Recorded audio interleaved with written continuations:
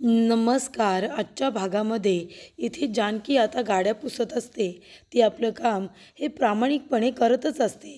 तेवढ्यातच इथे सारंग आणि ऐश्वर्या हे दोघेजण आता गाडीमधून येतात. सारंगचं लक्ष जातं तर तिथे जानकी आता गाड्या वगैरे पुसत असते. तर इथे ऐश्वर्या मुद्दामून त्या ठिकाणी सारंगला घेऊन आलेली असते. कारण हे जानकीचे हाल त्यालासुद्धा तिला दाखवायचे असतात. तेव्हा सारंग म्हणतो, हे काय, जानकी वहिनी इथे गाड्या पुसायचं काम करते. तेव्हा इथे आता सारंगला फार वाईट वाटतं. तेव्हा ऐश्वर्या आता मुद्दामूनच सारंगला विचारत असते की सारंग काय झालं. तेव्हा सारंग म्हणतो, ऐश्वर्या इकडे बघा ना, जानकी वहिनी गाड्या पुसते, पण हे काम जानकी वहिनीसाठी नाही बनले, हे एवढं छोटं काम. तेव्हा इथे ऐश्वर्या म्हणते, अगदी बरोबर बोलात तुम्ही. म्हणजे हे काम जानकी वहिनीसाठी खूपच जास्त छोटं आहे असं वाटते ना तुम्हाला. पण सारंग, तुम्ही एका गोष्टीचा विचार केलात का? अहो, या कामापेक्षाही छोटं काम जानकी वहिनीने आधीच केलं आहे. म्हणून तर देवाने त्यांना ही शिक्षा दिली आहे ना, आणि म्हणूनच त्यांना हे काम करावं लागतंय असं इथे आता ऐश्वर्या म्हणत असते.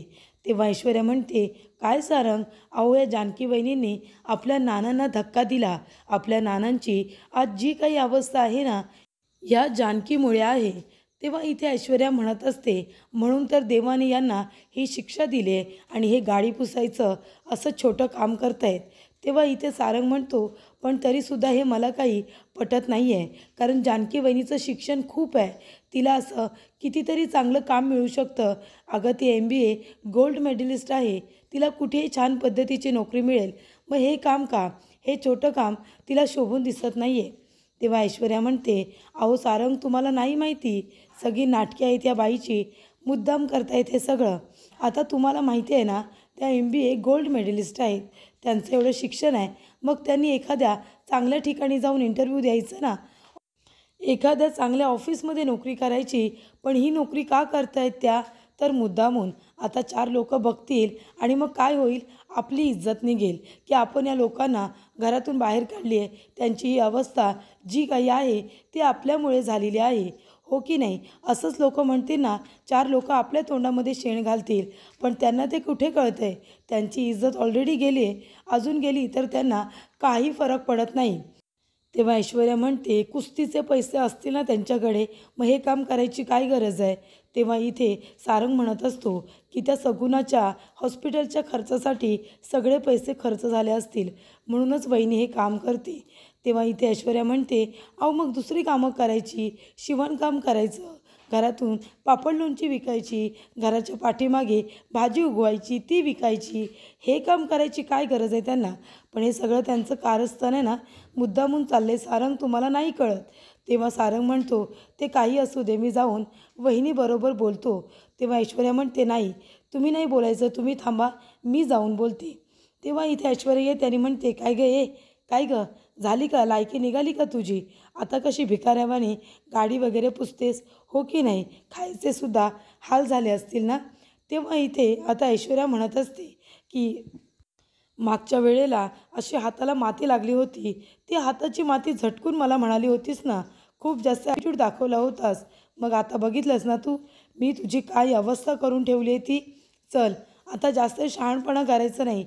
ही माझी गाडी दिसते ना, लख्ख पुसून काढायची. तरी ते जानकी तिचं काही ऐकत नसते. तेवढ्यातच तिथे आता ऑफिसचे मालक येतात आणि म्हणत असतात, अरे ऐश्वर्या रणदिवे, तुम्ही इथे. तेव्हा ऐश्वर्या म्हणते, हो ना, मी इथे कामासाठी आले होते.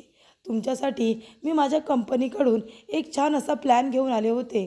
पण आता आहे ना, मी तो प्लॅन तुम्हाला देऊ की नको असा मी विचार करते. आणि हे सगळं ना या बाईमुळे झालेलं आहे. तुम्ही कुठल्या कुठल्या माणसांना नोकरीवरती ठेवता. ही दीड दमडीची बाई, हिला मी माझी गाडी साफ करायला सांगितली तर मला ॲटिट्यूड देते. मग आता हिच्यामुळे तुमचं एवढं मोठं कॉन्ट्रॅक्ट जाऊ शकतं. तेव्हा इथे आता बॉस म्हणत असतात की जानकी, काय गं, मगाशी इंटरव्ह्यूला आली होतीस तेव्हा तर मोठ्या तोऱ्यात म्हणाली होतीस ना की जे काम असेल ते मी करेन म्हणून. कुठलंही काम माझ्यासाठी छोटं मोठं नाही आहे. मग आता काय झालं. ऐश्वर्या मॅडमची गाडी व्यवस्थित लख्ख पुसून काढायची, आत्ताच सांगून ठेवतोय, नाहीतर ही नोकरी मिळणार नाही आहे तुला. तेव्हा इथे जानकी आता बॉसने सांगितल्यानंतर लगेचच कपडा घेऊन इथे ऐश्वर्याची गाडी पुसायला सुरू करते.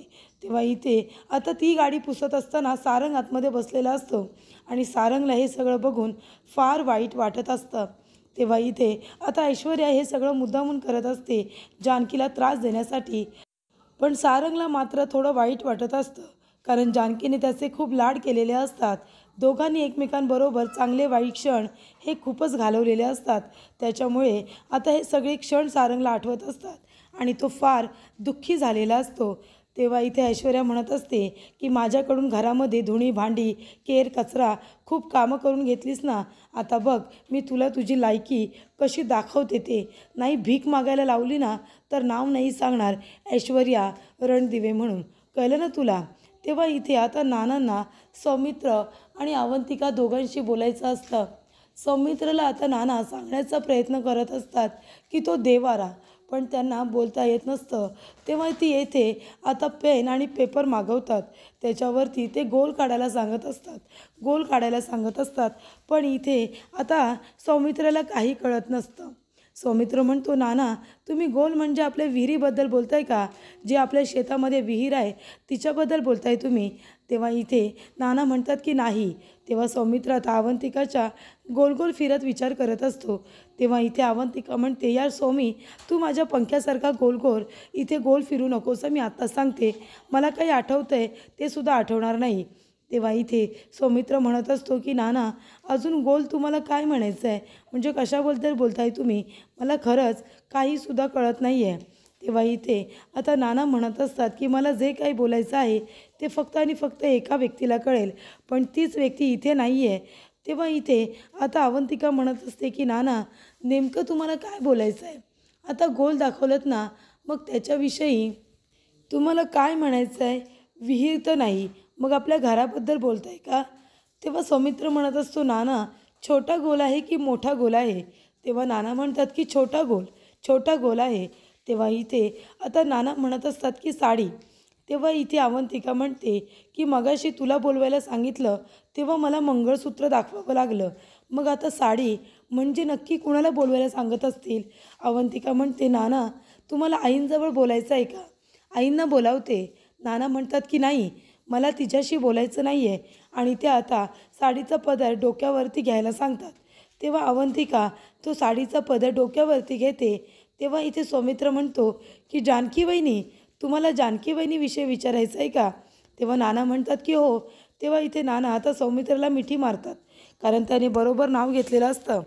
तेव्हा इथे नाना म्हणत असतात की मला जानकीला भेटायचं आहे. तेव्हा सौमित्र म्हणत असतो की नक्कीच जानकी वहिनीला मी इथे घेऊन येईन.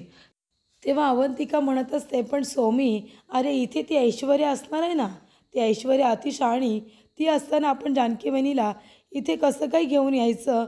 तेव्हा सौमित्र म्हणतो, ते काही का असेना पण आपल्याला काहीतरी करून जानकी वहिनी आणि नाना यांची भेट तर घडवून द्यावीच लागेल, बरोबर की नाही? त्यानंतर इथे आता ऐश्वर्या म्हणत असते की खूपच छान, माझी गाडी छान पद्धतीने लख करतेस तू, व्यवस्थित पुसून काढ, हे तर तुझं कामच आहे ना. ह्याच कामाचे आता तू पैसे घेणार आहेस, कळलं ना. मला तू घरची इथे लादी केर करायला लावलं होतंस ना, आता बघ त्याचा बदला मी तुझ्याकडून कसा काय घेणार आहे ते. त्यानंतरला इथे ऐश्वर्याला आता कॉफी आणलेली असते. तेव्हा ऐश्वर्या कॉफीचा मग आपल्या हातामध्ये घेते आणि सगळी कॉफी पुन्हा इथे आता गाडीवरती सांडवते, जेणेकरून जानकीला अजून त्रास व्हावा, तिचं काम वाढावं अशी ऐश्वर्याची इच्छा असते. तेव्हा इथे आता ऐश्वर्या कॉफीचा मग संपूर्ण गाडीवरती सांडवते आणि तिला म्हणते, अरे देवा, कॉफीचा मग माझ्या हातातून सटकला आणि सगळी कॉफी इथे सांडली. आता काय करणार? आता माझी गाडी अजून स्वच्छ करायची, व्यवस्थित पुसून घ्यायची, कळलं ना. तेव्हा इथे जानकी आता पुन्हा ती सांडलेली कॉफी धुवून काढते आणि पुन्हा ती पुसून काढत असते. तरी ते ऐश्वर्या हे सगळं मुद्दामून करत असते आणि सारंगलासुद्धा ते कळतच असतं. त्यानंतरला इथे आता एका ठिकाणी ऋषिकेश काम शोधण्यासाठी आलेला असतो. तेव्हा तिथे असलेला माणूस म्हणतो की ऋषिकेश रणदिवे तुम्ही इथे? तेव्हा ऋषिकेश म्हणतो, हो साहेब, मी इथे नोकरी शोधायला आलो आहे. तुमच्याकडे काही काम असेल म्हणून मी इथे शोधायला आलो आहे. तुमच्याकडे वेकेन्सी आहे ना? तेव्हा इथे आता तुम्ही म्हणाल की मी ऋषिकेश रणदिवे आहे, मला कामाची काय गरज. पण सर मलाच कामाची गरज आहे. आमचे खाये पियाचे सध्या वांदे आहेत. म्हणजे माझी मजबुरी आहे म्हणून मला हे काम करावं लागतंय असं तुम्ही समजा. माझ्यावरती घराची जबाबदारी आहे. मी तुमच्यासमोर हात जोडतो साहेब, मला प्लीज तुम्ही कुठली तरी नोकरी द्या. तेव्हा इथे आता ते साहेब म्हणत असतात की नक्कीच तुम्हाला हात जोडायची गरज नाही आहे. तुम्ही नक्कीच आमच्या इथे काम करू शकता. तुम्हाला ड्रायव्हिंग येते का? तुम्हाला हा सगळा माल कोल्हापूरला घेऊन जायचा आहे. तुम्ही पगार किती घ्याल? तेव्हा इथे आता ऋषिकेश म्हणत असतो की तुम्ही द्याल तितका पगार घ्यायला मी तयार आहे, माझी काही हरकत नाही आहे. तेव्हा सर म्हणतात ठीक आहे, आपल्याला उद्या इथूनच माल घेऊन निघायचा आहे सकाळी लवकर कोल्हापूरला. आता हे माझं कार्ड ठेवा आणि मी तुम्हाला दर फेरी जाण्याचे आणि येण्याचे 5,000 रुपये देईन, दर फेरीचे. तेव्हा इथे आता ऋषिकेशला फार आनंद होतो आणि तो म्हणतो की ठीक आहे साहेब, तुमचे खूप खूप उपकार झाले, मी उद्यापासून लगेचच जॉईन करतो आहे. तेव्हा सयाजी विखे पाटील तिथे येतो आणि म्हणत असतो अरे वा, बरं झालं, खूप छान पद्धतीने काम केलंस तू आणि असा अभिनय केलास ना की जणू काही खरोखरच तू त्याला काम देणार आहेस आणि त्याच्याबरोबर तू सुद्धा काम करणार आहेस. आता बघूया ना, उद्या जेव्हा रणदिवे कोल्हापूरला ट्रक घेऊन जाईल तेव्हा जाताना त्याच्यासोबत माणसं असतील, पण येताना मात्र तो 4 माणसांच्या खांद्यावरच येईल असं इथे आता सयाजी विखे पाटील म्हणत असतात. तेव्हा ऐश्वर्या म्हणत असते अरे वा जानकी, किती छान पद्धतीने माझी गाडी साफ केली आहेस गं, एकदम लख्ख काढली आहेस. तू माझ्या घरातल्या इथे चांदीची भांडी पण अशीच लख्ख करून ठेवायचीस ना, तेव्हा नाना तुला बक्षीस द्यायची. मी सुद्धा तुला बक्षीस देणार आहे. तेव्हा ऐश्वर्या म्हणते सारंग, पैसे द्या बरं. अहो पैसे द्या, त्यांनी किती छान काम केले बघा. तेव्हा इथे सारंग आता आधी 100 रुपयाची नोट काढतो, पण जानकीकडे बघून त्याने आता 500 रुपयाची नोट काढलेली असते. तेव्हा ऐश्वर्या म्हणते हे काय सारंग, अहो मी तुम्हाला फक्त त्यांची मदत करायला सांगितली, तुम्ही तर लगेच पैसे उधळायला निघालात. नाही सारंग नाही, मी तुम्हाला एवढे पैसे त्या बाईला देऊ देणार नाही आहे. ठेवा बरं, खिशामध्ये ठेवा सारंग. आणि ऐश्वर्या म्हणत असते कसं असतं ना सारंग, ज्या माणसाची जेवढी लायकी असते ना त्याला पैसेसुद्धा तसेच द्यावे लागतात.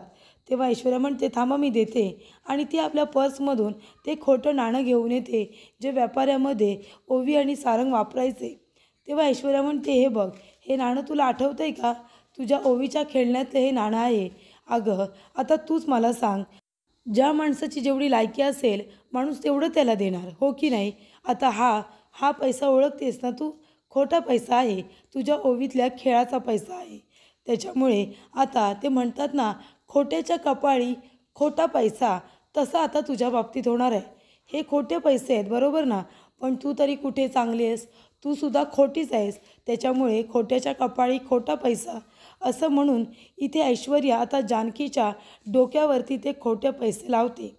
तेव्हा इथे जानकीला ऐश्वर्याचा खरं तर खूप जास्त राग आलेला असतो आणि सारंगलासुद्धा ऐश्वर्या जेव्हा जानकीचा अपमान करत असते तेव्हा सारंगलासुद्धा खूप जास्त राग येत असतो. तर पुढील भागामध्ये आपण बघूया, इथे जानकी म्हणत असते की ऐश्वर्या, अगं खोटा पैसा तू माझ्या कपाळी लावलास तर त्याला कुंकू लागलं गं देवाच्या दारातलं, म्हणून आता माझ्यासाठी हे लक्ष्मीचं रूप आहे, कळलं का तुला?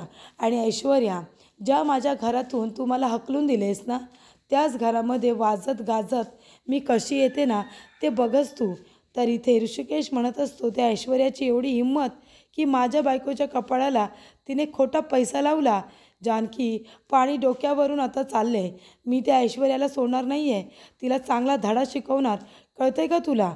तेवढ्यातच तिथे आता सारंग म्हणत असतो की ऐश्वर्या, तुम्ही जानकी वहिनीवरती पर्सनल खुन्नस काढलीत, मी बघितलं ना, एवढा राग का केलात तिचा, एवढा तिचा अपमान का केलात? तेव्हा ऐश्वर्या म्हणते सारंग, तुम्ही शांत व्हा, मी असं काहीही केलेलं नाही आहे, कळतंय का तुम्हाला? तेव्हा सारंग म्हणतो गप्प बसा तुम्ही, एक शब्दसुद्धा बोलू नका, मला सगळं काय माहिती आहे, तुम्ही जानकी वहिनीवरती खूप जास्त राग काढलेला आहे. तर इथे दरवाजा उघडल्यानंतर अवंतिका आणि सौमित्र दोघेजण आलेले असतात. त्यानंतरला ऋषिकेश म्हणत असतो की तुम्हाला सांगितलं ना एकदा या घरामध्ये येऊ नका म्हणून, मग भिकाऱ्यासारखे का पुन्हा पुन्हा येत आहे? आणि इथे ऋषिकेश आता दरवाजा बंद करत असतो. तेवढ्यातच सौमित्र म्हणतो की दादा, अरे नानांना जानकी वहिनीला भेटायचं आहे. तेव्हा इथे आता खूपच जास्त टेन्शन इथे ऋषिकेशला आलेलं असतं. कारण नानांना आता कसं फेस करू कसं नाही. नानांचं नाव घेतल्या घेतल्या ऋषिकेश आणि जानकी दोघेही हळवे होतात, इमोशनल होतात. आणि म्हणूनच इथे सौमित्र आता जानकीला भेटवण्यासाठी आता प्लॅन तिथे घेऊन आलेला असतो आणि तो आता सांगणार असतो.